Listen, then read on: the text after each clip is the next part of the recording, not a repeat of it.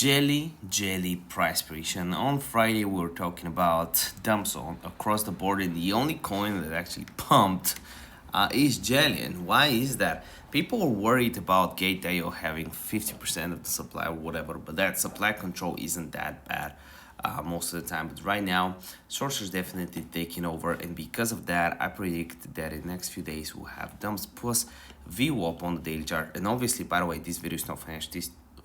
This video is no financial advice, it is for entertainment purposes only. You can see VWAP, this gray thing here, curving down right here. So primarily bearish. I'm looking for a dump to the downside, potentially. And I don't know where support is. We have a free fall on our hands. We have this, we have this.